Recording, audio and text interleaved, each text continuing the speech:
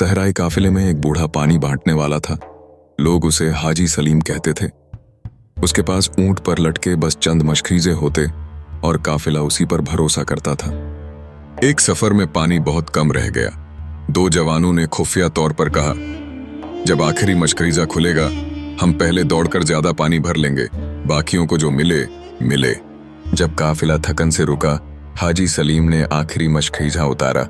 सब सोच रहे थे अभी पानी तकसीम होगा। उसने आसमान की तरफ देखा, मुस्कुराया और सबके सामने मशखीजा उल्टा कर दिया। कतरा कतरा रेत पर गिरता गया और मशखीजा खाली हो गया। लोग चीख उठे, हाजी ये क्या किया? ये तो हमारी जान का आखिरी सहारा था।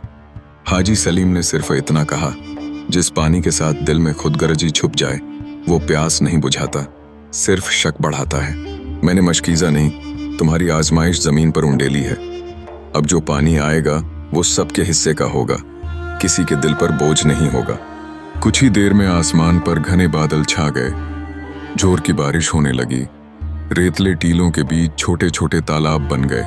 लोगों ने बर्तन, कपड़े, हाथ जो मिला सब में पानी भर लिया। हाजी सलीम ने भी अपना खाली मशखीजा भरकर ऊंट पर लटका दिया और आहिस्ता से बोला, असल मशखीजा तो दिल होता है। जब वो अल्लाह पर भर जाए तो आसमान से इतना पानी उतरता है कि प्यास भी शर्मा जाती है।